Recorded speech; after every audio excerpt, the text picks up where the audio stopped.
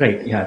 Thank you, Bala, and for the great opportunity and to be a part of this enlightened panel. So first I want to start with, what COVID does to the body. So the virus, initially there is an infectivity of the virus, and then the virus enters the cell through a certain receptor. And once within the body, what it does is that there are certain immune responses. These are called as virus restriction factors. So one of them is called interferon. If you have sufficient amount of those viral restriction factors or immune responses, what it does is that the host or the human body is able to limit or prevent the virus from infecting. Now, the second phase is that, let's say that the virus eventually is successful in infecting the body, then how do you handle that infection is the second phase of the COVID-19 infection. So there are certain responses that happens. One of them is called as uncontrolled inflammation. It's also called as cytokine storm. And the other thing that happens as a consequence of all this is that there is damage to the lung and the amount of oxygen in the blood is low, which is called hypoxia. And then once these patients are hypoxic, then they get treated and then they get a supply of oxygen back. Now they are not able to handle that oxygen being given back. It's called reoxygenation.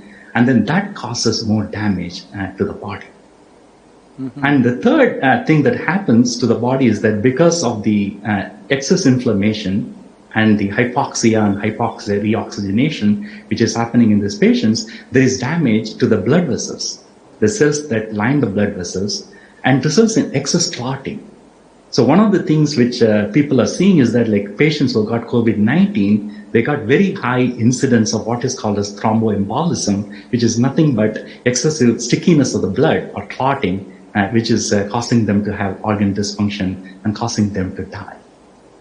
So this, in summary, kind of summarizes excess inflammation, excess clotting, and low oxygen and inability to handle that, which is causing this COVID-19 to really kill a lot of people around the world. So now going back to meditation, what happens during meditation? When somebody is meditating… Can I ask you one question in between? Guru. See, if body is reacting to reoxygenation, so what is the standard protocol that all of you are following for this COVID when somebody comes to hospital in a certain, let's say, reasonably serious condition? If oxygenation is not the thing to do, what do you do? Right. I mean, that's a difficult thing to treat after the disease has set in, Sadhguru. Because once there is hypoxia, and then hypoxia itself is harmful to the body, then you have to correct the hypoxia, then reoxygenation is bound to happen. And as of now, we still don't have a complete understanding or have any therapy to really prevent this cascade of events. So you are forced to treat the hypoxia, but you don't have a way to really prevent this reoxygenation injury from happening. But from previous studies, we know that there are many interventions that can actually limit the reoxygenation injury while we correct the hypoxia. And one of the key pathways that is relevant in preventing this reoxygenation injury is antioxidant responses. So if your innate ability to deal with oxidative stress, otherwise it's called free radicals, and there are mechanisms in the body to deal with the free radicals. If those responses are empowered by any mechanism, whether it is through drug or whether it is through eating or whether it is through meditation, then your ability to handle that reoxygenation induced free radical damage may be more effective. And there are other things people have tried vitamin C or vitamin E and all kind of chemical strategies which can also be used to limit the reoxygenation injury. Mm-hmm. But I want to add one more thing, Sadhguru, which could be really interesting. And what the studies have shown is that people who do proper yogic and meditation practices, and at least in one study, they have looked at and shown that glutathione, which is a critical molecule to prevent free radical injury within the cell, the levels of it is significantly increased days or weeks after they start this practice.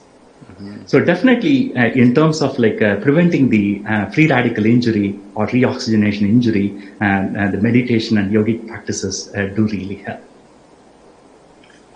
So one of the things, Swami, is I just wanted to add, which is obvious, I think you know it, but just for the viewers' purposes, that you just give enough oxygen that is required to keep their oxygenation levels sufficient, right? Suppose in hypoxia, you don't give 100% oxygen.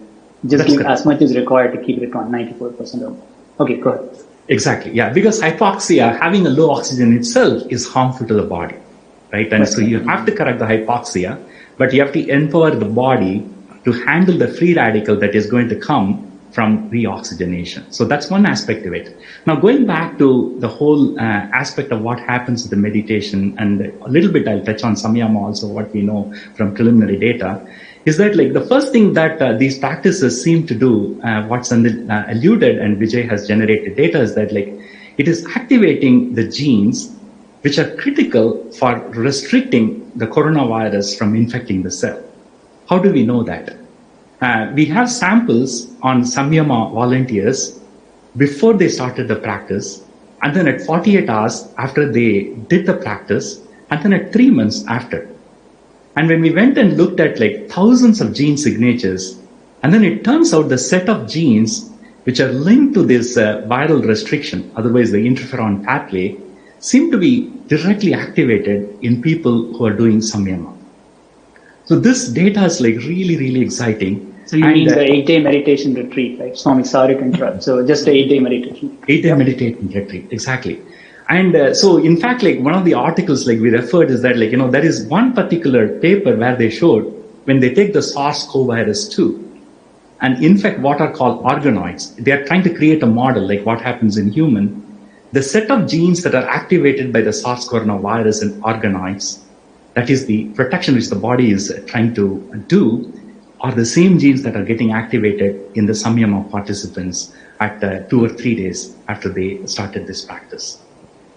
The second set of things which is really interesting and useful also is that like at 3 months after they finish this 7-day program, the antioxidant response genes are the ones which are most potently activated in their body. So not only we are having the viral restriction or balanced immune response, but also the protective response for the cells are also getting activated in this practitioners of this.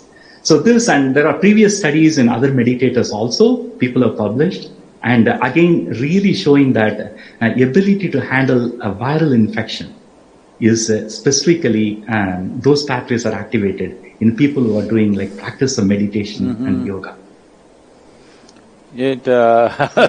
I know you guys are looking at it technically in this way, but let me share my experience.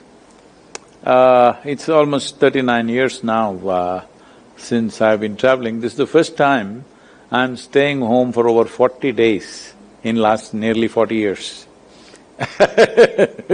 Always I've been traveling, and almost every day I have a public event. Hardly there's one day where there are no events. So in spite of that, in these 39 years, I've never cancelled a single event because I'm not well. So obviously it must be working.